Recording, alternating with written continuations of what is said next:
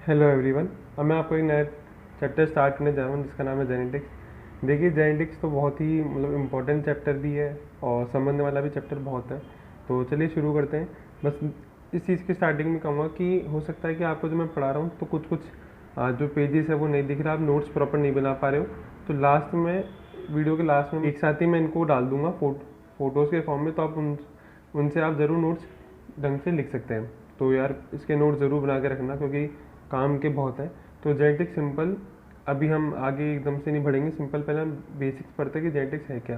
देखिए, जेनेटिक्स की जब शुरुआत हुई थी वो स्टार्टिंग की थी मेंडल ने, लेकिन मेंडल की जो जेनेटिक्स थी वो थोड़ी इतनी कॉम्प्लेक्स रही कि वो स्टार्टिंग में उसको कोई रिकॉग्नाइज नहीं कर पाया। वो हम आगे पढ़ेंगे। लेकिन जब जेनेटिक्स ब्रांच बनी और उसको रिकॉग्नाइज किया गया तो इसको एक ऐसी ब्रांच बनाई साइंस की जो क्या, इनहेरिटेंस का मतलब होता है कि कौन कौन सी प्रॉपर्टीज़ इन द सेंस कि आपके जो कैरेक्टर्स होते हैं वो आपके पेरेंट टू प्रोजेनी में जो ट्रांसफ़र हो सकते हैं या होते हैं, वो इनहेरिटेंस होता है। तो देखिए, जेनेटिक्स की डेफिनेशन क्या है? It is a branch of science which deal with inheritance and variation. Inheritance का मतलब कि transfer of character from parent to progeny, और वेरिएशन का मतलब कि जब क्रॉसिंग ओवर होती है। क्रॉस ओवर का ये मतलब होता है कि जब दो गैमेट मेल और फीमेल आपस में कंबाइन करके एक सिंगल जायगोट बनाते हैं तो उन दोनों मेल और फीमेल गैमेट के जो क्रोमोसोम होते हैं वो मिक्स हो जाते हैं। तो इसमें क्या होता है, वेरिएशन आ सकते हैं। तो ये वेरिएशन क्या होता है कि आप अपने पेरेंट और प्रोजेनी में कौन कौन से कैरेक्टर में कितना डिफरेंस आया। तो वेरिएशन का it is the difference in the character और set of character among individual of a progeny to their parent. Variation का जैसे एक एग्जांपल आप देख सकते हैं कि सपोज करिए कि आपके माँ बाप हो सकता है कि हाइट में छोटे हो लेकिन आप हाइट में बड़े हो गए उनसे, तो ये एक तरह का वेरिएशन है। लेकिन ये भी हो सकता है इनहेरिटेंस कि आपके मम्मी पापा की हाइट छोटी हो, माँ बाप की हाइट छोटी हो तो आप छोटे हो गए, तो एक तरह का हो गया इनहेरिटेंस कि वही कैरेक्टर पास ऑन हो गया। तो इनहेरिटेंस की डेफिनेशन देख लीजिएगा कि मैंने क्या लिखी है। वेरिएशन की डेफिनेशन, टाइप ऑफ वेरिएशन, दो तरह के वेरिएशन होते हैं, एक सोमेटोजेनिक, एक ब्लास्टोजेनिक। ब्लास्टोजेनिक सेल वो होते हैं जो जर्म सेल का हूँ या फिर मैं कहूँ कि रिप्रोडक्शन में पार्टिसिपेट करते हैं, वो होते हैं ह्यूमंस के केस में स्पर्म और ओवा। और सोमेटिक जेनिक सेल वो होते हैं जो अपनी ऑल ओवर बॉडी में सेल्स प्रेजेंट होते हैं एक्सेप्ट स्पर्म और ओवा। तो दो तरह के वेरिएशन होते हैं, एक सोमेटोजेनिक, एक ब्लास्टोजेनिक। अगर सोमेटोजेनिक सेल यानी एक्सेप्ट स्पर्म और ओवा में वेरिएशन आएगा तो इसको हम बोलेंगे सोमेटोजेनिक। वो ऑफकोर्स हेरिटेबल नहीं होगा। लेकिन स्पर्म और ओवा यानी ब्लास्टोजेनिक सेल में अगर कोई वेरिएशन आता है तो वो हेरिटेबल होगा। अब देखिए, जेनेटिक्स से पहले हम बहुत सारी थ्योरी पढ़ते हैं लेकिन वो थ्योरी ऐसे हमारे काम की नहीं। तो मैं सीधे मेन थ्योरी पे बताता हूँ, जर्म प्लाज्म थ्योरी, जिसको दी थी बाय वीजमैन ने। इसके अकॉर्डिंग जब ये जर्म थ्योरी दी, उन्होंने ये कहा था कि अब आप अपना ह्यूमन का स्ट्रक्चर देखिए क्या होता है कि जो स्पर्म होता है वो दूसरे, मैं कहूँ मेल स्पर्म जो होता है वो ओवा के उसमें जाता है यानी दूसरी बॉडी में जाता है, वहाँ पे वो क्या करेगा, जायगोट बनाएगा और फिर जायगोट से वो पूरा कंप्लीट बेबी बनाता है। इसका मतलब कि वो दोनों जर्म सेल यानी ब्लास्टोजेनिक सेल का पूरा सोमेटोप्लाज्म यानी पूरी बॉडी बना देती है। इसमें नीति वो यही कहती है कि our body is formed of two parts, somatoplasm और जर्म प्लाज्म। जर्म प्लाज्म जो करेगी वो दूसरे बॉडी में जाएगी, वहाँ रिप्रोडक्शन परफॉर्म करके और वहाँ पे जाके सोमेटोप्लाज्म बनाती है। अब मेंडल की बात आने से पहले, मेंडल से पहले क्या क्या हुआ था यानी उस जेनेटिक्स में क्या क्या हुआ था वो बताते हैं। सबसे पहले दो साइंटिस्ट थे, गॉस एंड नाइट। 1822 में उन्होंने भी पी प्लांट पे हाइब्रिडाइजेशन के एक्सपेरिमेंट परफॉर्म किया था, बट वो फेल हो गए थे to draw the current conclusion. ये जैसे एक पॉइंट है। अब ये ब्लेंडिंग इनहेरिटेंस क्या है, देखिए सबसे पहले जब मेंडल से पहले क्या माना जाता था कि जो दोनों पेरेंट के कैरेक्टर है वो आपस में ब्लेंड हो जाते हैं। ब्लेंड का मतलब होता है कि मिक्स होता है। सपोज करिए कि हम फ्लावर के केस में देखते हैं कि एक रेड है एक वाइट है, तो वो आगे जाके पिंक बन गया, तो इसको ऐसा नहीं कि रेड और वाइट फ्लावर मिक्स हो गए, दे आर नॉट मिक्स।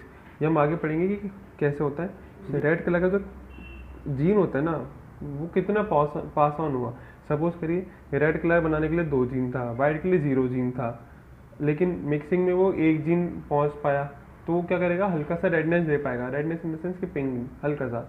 और हो सकता है कि अगर दोनों जीन पास ऑन होते तो वो फिर रेड बनाता। वो हम आगे पढ़ेंगे। बस ब्लेंडिंग इनहेरिटेंस का मतलब है कि दोनों मिक्स होते हैं, लेकिन ब्लेंडिंग इनहेरिटेंस होती है वो एक्चुअल में नहीं होती। अब बात करते हैं मेंडल की। देखिए, मेंडल का पूरा नाम था ग्रिगोर जोहान मेंडल। ग्रिगॉन उनका नाम नहीं था, वो जर्मनी में टाइटल दिया जाता था वहाँ पे। उनका नाम था जॉन मेंडल। उनकी हम डेट ऑफ बर्थ और ये सब बात नहीं करेंगे कि वो एक मॉक थे, वो मैथमेटिशियन भी थे, टीचर थे, ये सब तो चलो काम की नहीं है सच। ड्यूरेशन ऑफ एक्सपेरिमेंट काम का था, 2018 में क्वेश्चन गया था। 1856 से 1863 यानी टोटल 7 ईयर उन्होंने एक्सपेरिमेंट किया पाइसम सटाइवम यानी पी प्लांट पे। 1865 पे उन्होंने रिसर्च पेपर रीडिंग करी और उसके बाद 1866 में उन्होंने पब्लिकेशन किया था। जो जिस पेपर पे पब्लिश किया था वो था natural history of society of Brunn. इसमें भी ऐसा कोई क्वेश्चन नहीं है। किस टाइटल में पब्लिश किया था, जर्मन टाइटल तो ये रहा जो मैंने आपको लिख दिया। इंग्लिश इसका मतलब था कि experiment in plant hybridization. Mendel के बारे में देखते कि मेंडल का जो वर्क था वो कभी भी रिकॉग्नाइज नहीं किया उनकी लाइफ में, बट उन्होंने ऐसा उसको मतलब आगे कंटिन्यू रखा और उन्होंने 3 प्लांट पे हायरेशियम जिसको बोलता है हॉकवीड, डॉलिकोज लैब बीन्स और फाइसिलस वल्गैरिस पिजन पे, इन 3 पे भी एक्सपेरिमेंट किया, जिसमें से मेंडल इन 2 पे तो फेल हो गए स्टार्टिंग ही 2 पे, जिसमें हॉकवीड तो मैंने आपको बताया था कि क्यों फेल हुए थे पिछले चैप्टर में। पिजन पी पे उनका जो कंक्लूजन था वो सेम निकला जो उन्होंने पी प्लांट भी किया था। फिर मेंडल सर की डेथ हो जाती है 1884 में किडनी फेलियर के थ्रू। उनको कभी उनकी लाइफ में उन्होंने जितनी मेहनत की उनको रिकॉग्नाइज नहीं किया, लेकिन 1900 में उनके वर्क को रीडिस्कवर किया गया। Hugo de Vries, Carl Correns और फ्रिक वॉन शर्मन, ये तीनों किस कंट्री से बिलोंग करते ही है। इनके काम के बाद 1905 में जेनेटिक्स को as a branch of science establish किया गया। Mendel as a father of genetics बने। बेटसन जो थे उन्होंने मेंडल के जो पॉस्टुलेशन थे, ऑफकोर्स वो जर्मन में थे तो उनको इंग्लिश में ट्रांसफ़र किया। कार्ल कोरेंस ने उनके उस पॉस्टुलेशन को मेंडल लॉ ऑफ इनहेरिटेंस का नाम दिया। अब हम देखते हैं कि स्कूल पॉइंट ऑफ व्यू से ये सब तो कि मेंडल की सक्सेस क्यों थी। सबसे पहली बात कि उन्होंने पी प्लांट को एज अ स्टडी मटेरियल लिया। अब हम बाद में देखेंगे पी प्लांट की क्या इंपॉर्टेंस है, उन्होंने क्या किया, पर वो पहले क्या करते थे एक कैरेक्टर पे, वो हम देखेंगे केवल एक कैरेक्टर पे किया उन्होंने पूरी कैलकुलेशन की, फिर वो आगे जाके दूसरे जब वो सेटिस्फाई होते थे वो दूसरे कैरेक्टर पे करते थे। ऐसा नहीं कि वो एक दो को मिक्स करके करते थे। He made his calculation using mathematics and statistics और he maintain complete record of his experiment. ये जो थे उनकी वो क्यों सक्सेसफुल हुए थे। अब इम्पोर्टेंस ऑफ पी प्लांट ये आप देखिए पूरा पढ़ लीजिएगा, ये ऐसा समझाने का है नहीं। अब देखिए कैरेक्टर क्या होता है। कैरेक्टर आप सब 10 में पढ़ के आते एक हाइट एक कैरेक्टर है, लेकिन ट्रेड उसका क्या होगा कि वो टॉल है या ड्वार्फ है।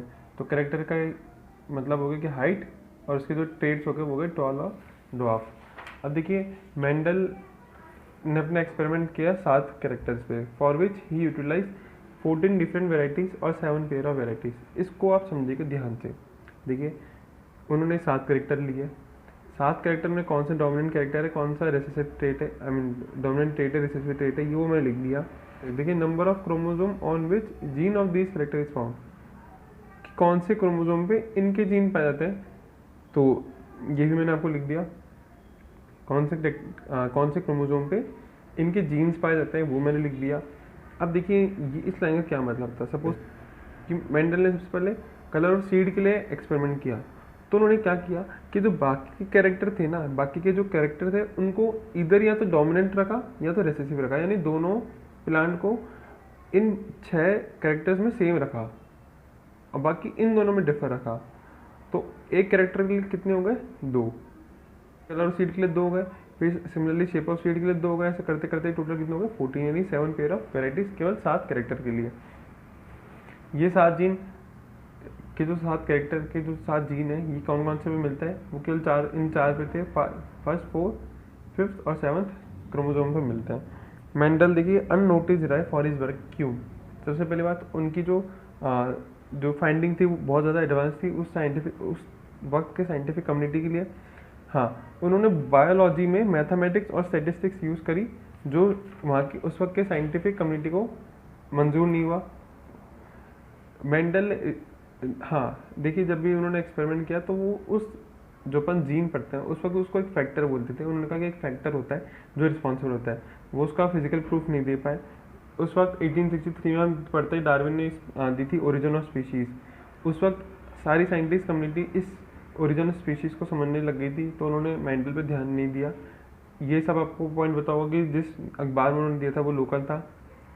और मेंडल खुद भी सेटिस्फाई नहीं थे कि वो सही है। क्यों? क्योंकि जब उन्होंने हायरेशियम और बाकी प्लांट पे एक्सपेरिमेंट किए तो वो कुछ कुछ में फेल हो रहे थे। देखिए ये तो केवल अभी तक का बेसिक था, अब इस सबको पढ़ लीजिएगा, ये अभी बेसिक्स है। नेक्स्ट जो हम वीडियो में मैं बनाऊंगा उसमें आपको थोड़ा कंसेप्ट वाइज समझाऊंगा। तो इस चीज़ को आप अपने पास लिख के रखे, काम की तो है वैसे तो।